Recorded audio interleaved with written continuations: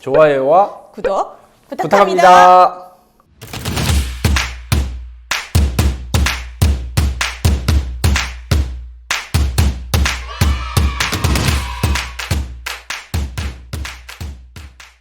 안녕하세요. 경통이팡 유니스TV 시청자 여러분.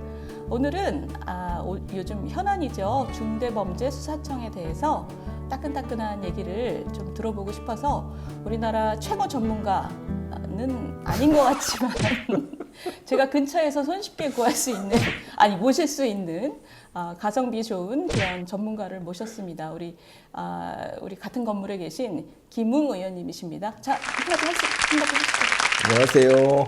반갑습니다. 빛나는 송파갑 김웅입니다. 네, 가성비 좋고 손쉽게 구할 수 있는 국회의원입니다.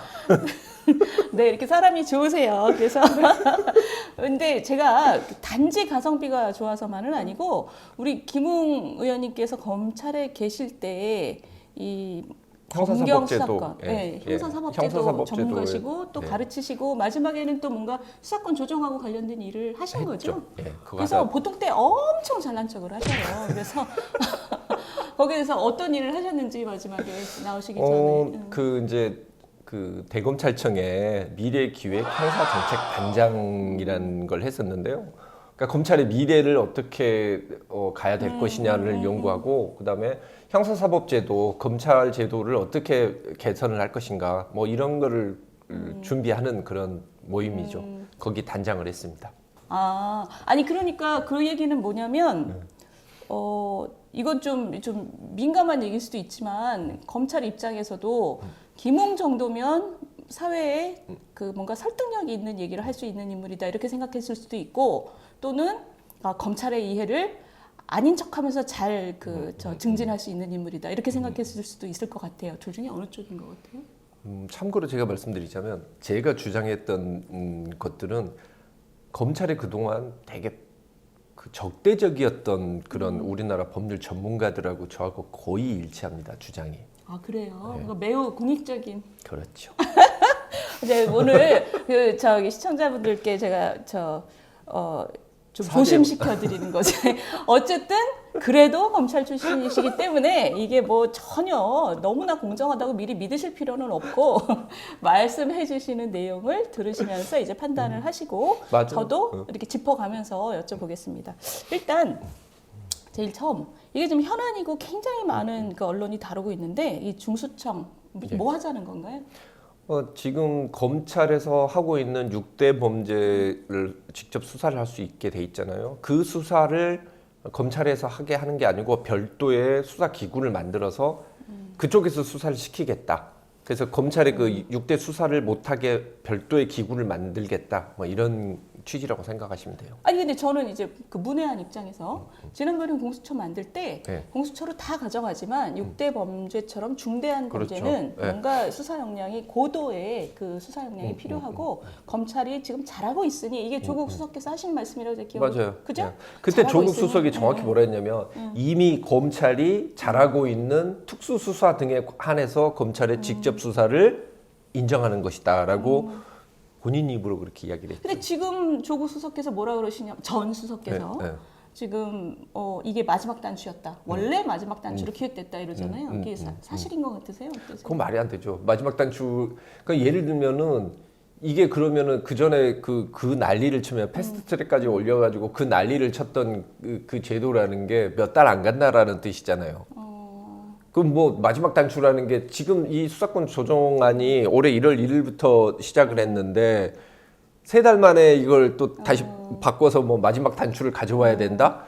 세상에 누가 무슨 이런 계획을 세우면서 3달 만에 바꿔요. 지금 말씀하시는 거는 단추 아니었다가 지금 마음이 바뀌었을 그렇죠. 가능성이 훨씬 높다는 거죠? 그리고 마음이 바뀌었을 이유는 본인이 수사를 받으니까. 그렇게 자신 있게 얘기해도 괜찮아요? 그렇죠. 예를 들어서 그 전까지 그러니까 그 합의문을 만들었었고, 그 합의문에 그 행안부 장관과 법무부 장관을 데리고 와서 조국 수석이 이걸 하면서 뭐 콕 집어서 그렇게 이야기를 해요. 뭐 이 6가지 범죄 이런 부분에 대해서는 검찰이 직접 수사를 할 것이다라고 이야기를 다 했었죠.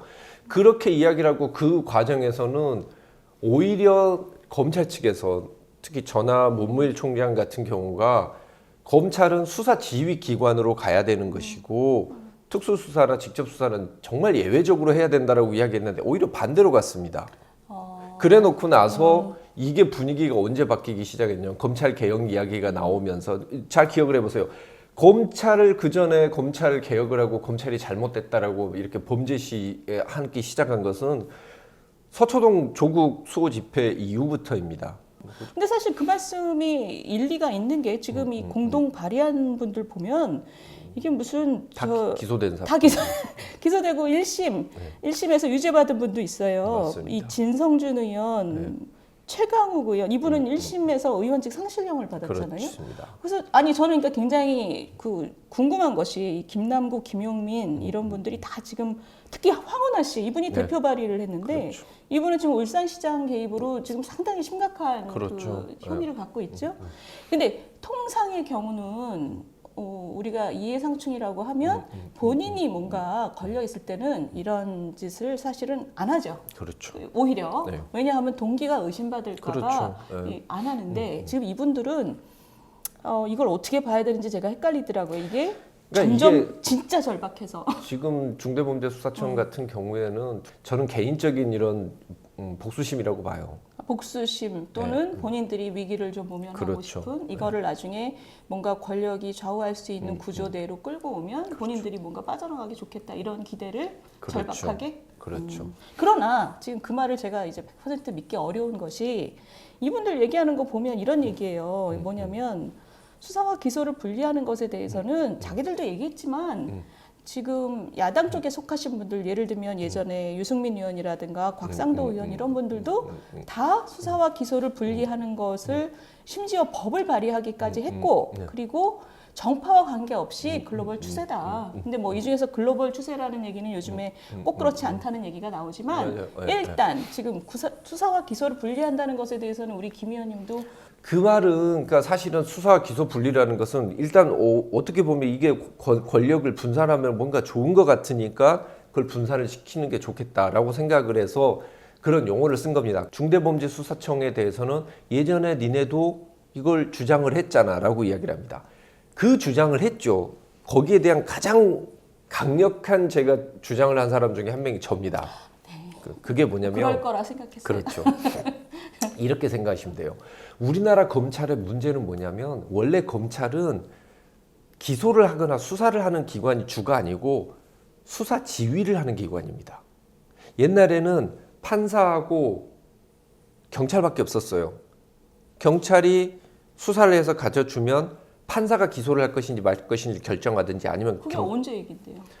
프랑스 대혁명 이전이죠. 아, 나는 우리나라 얘기라고 그래서 그래서 근데 이제 프랑스 대혁명 때 그때 야 이렇게 하면 안 된다.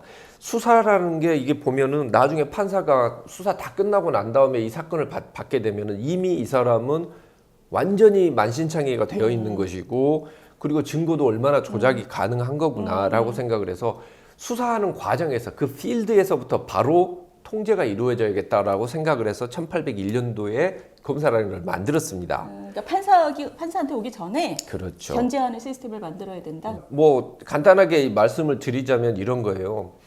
검찰은 수사 지휘만 하고 검찰에서 수사를 하고 있는 특수 분야를 하는 그 파트하고 경찰도 경찰에서도 수사를 하는 경찰은 따로 있어요. 사법경찰이라고.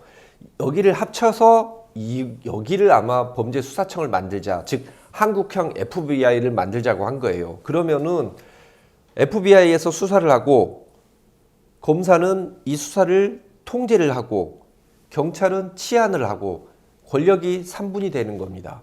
이렇게 하자라고 이야기를 해놨는데 누가 수사를 하든지 수사에 대해서는 통제가 이루어져야 된다는 거예요.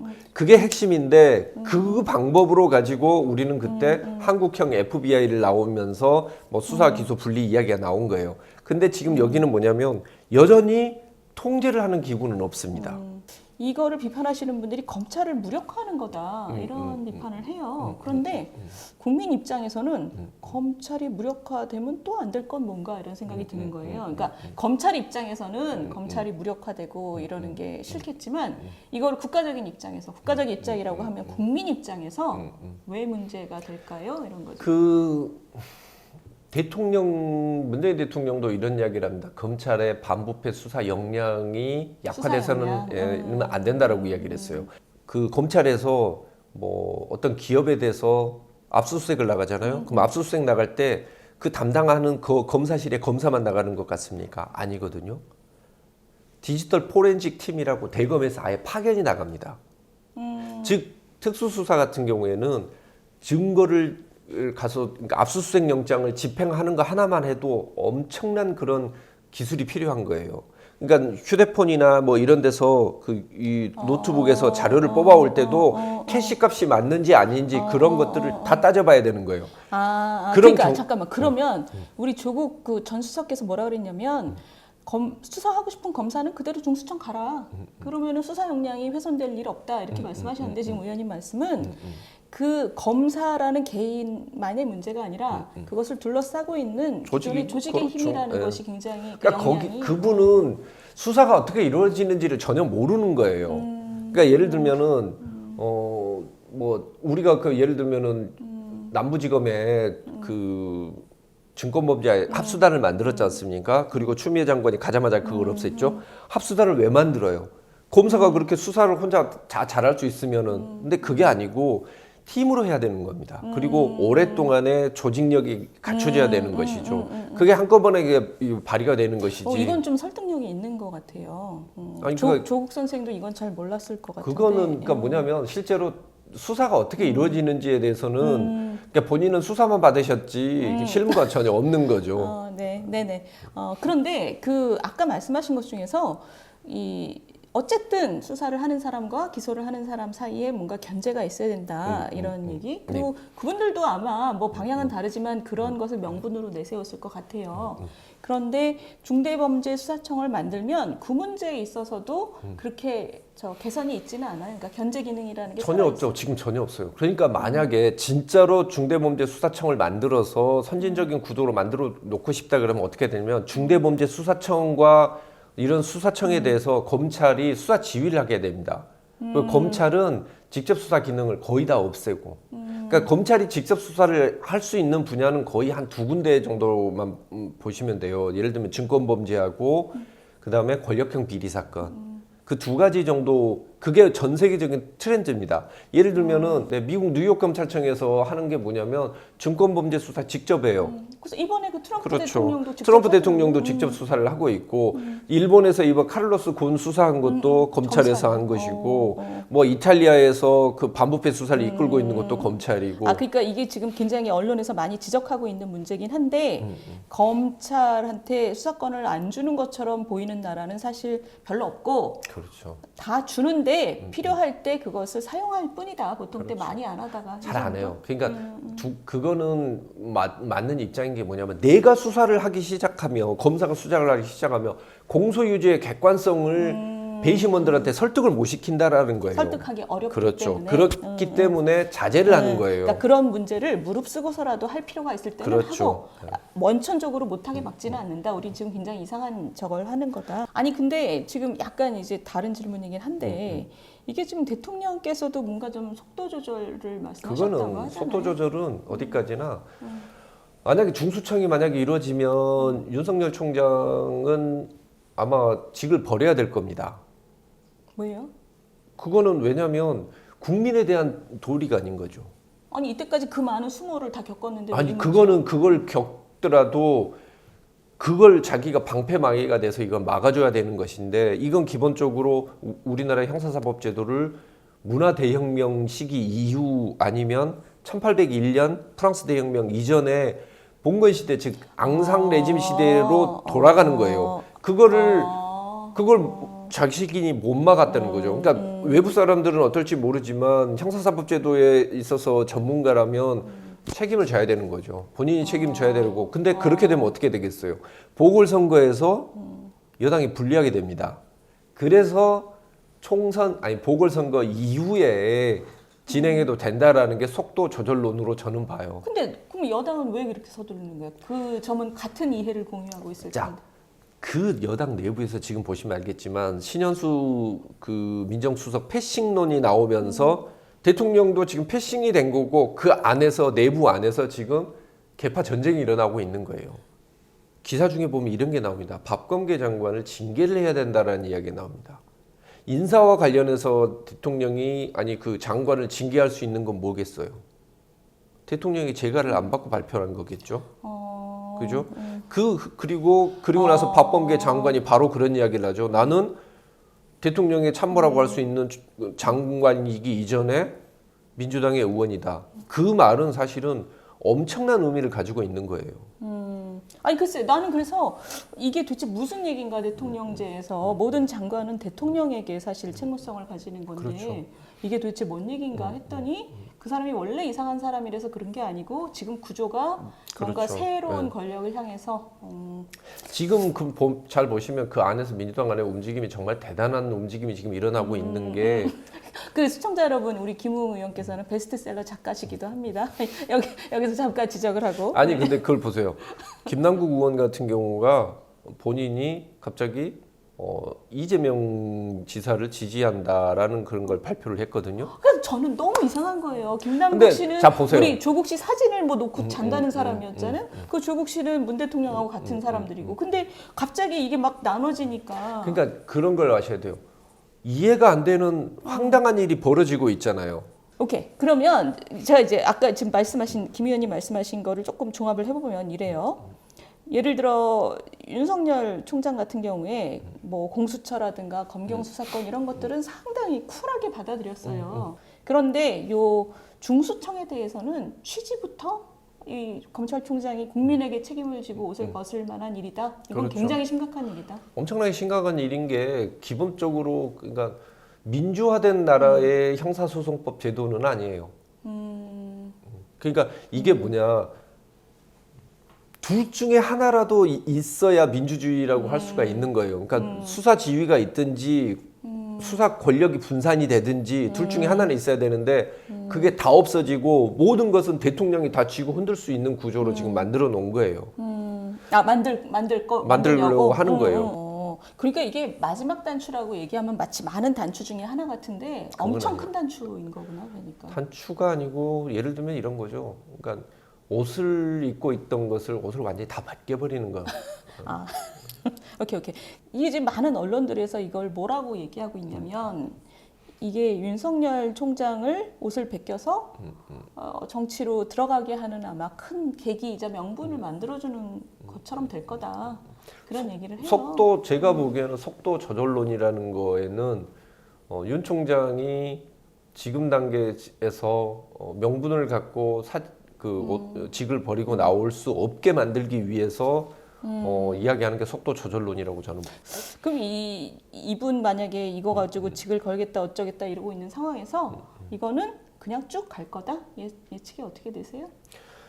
일단 청와대 쪽은 제가 봤을 때는 보궐선거 이후에 진행을 하자라고 지금 주장을 할 것이고 조국 수석 전 수석 같은 경우에는 연일 이거를 계속 드라이브 강공을 걸고 있지 않습니까? 자기 살려고 결국? 그렇죠. 근데 이제 그 과정에서 그러니까 저기 내부에서 누가 이기느냐에 따라서 이제 달라질 것 같아요. 그래서 3월 국회가 상당히 중요한 거죠. 이렇게 큰 문제에 있어서 이 구도를 정확하게 이해하는 사람도 저는 별로 많지는 않은 것 같아요. 오늘 의원님 말씀을 들어보니 굉장히 큰 문제인데 이게 지금 검찰 입장에서만 큰 문제가 아니라는 말씀이신 거잖아요. 이거는 이제 결정적으로 그렇게 생각하시면 되죠. 앞으로 예를 들면은 옵티머스 라임 사건이 터진다랄지 아니면은 뭐 환경부 블랙리스트 사건이 터진다랄지 이런 사건이 터졌을 때 옛날과 같이 자 검찰의 수사 결과를 한번 지켜봅시다는 말을 할 수가 없는 거예요. 왜?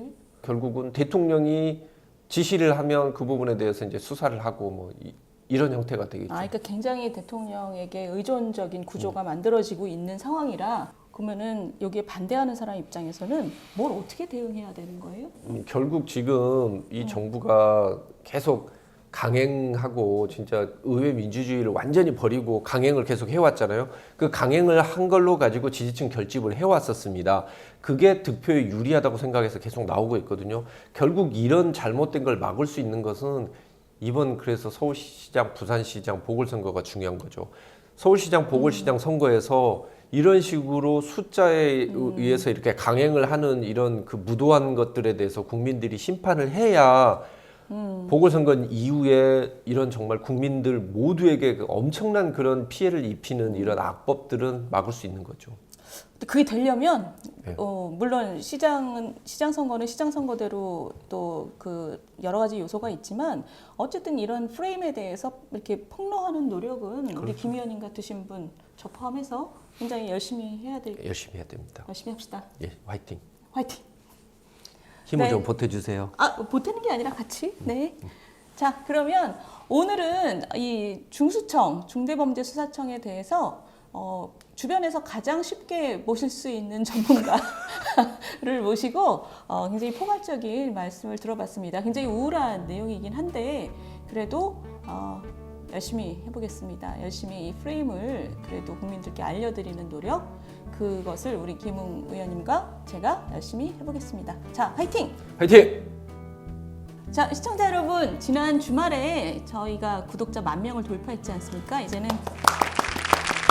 애기 유튜버에서 이제 꼬꼬마 유튜버로. 그래서 꼬꼬마 유튜버 유니숙 TV에 대한 응원의 메시지.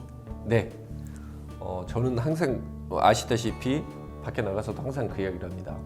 국민의힘에는 누가 있다? 유니숙이 있다. 라고 이야기를 하고 있습니다. 저는 김웅이 있다 이런 얘기 별로 안 안 합니다. 하더라고요. 그 정말로 실력과 의지와 그리고 열정을 갖추고 있는 정말 국민의힘의 힘이 되어드릴 정치인은 바로 유니숙 의원입니다. 유니숙 의원님의 꼬꼬마 유튜버. 꼬꼬마 유튜버 탈출을 축하드리고 10만, 100만이 되는 그날까지 화이팅! 화이팅!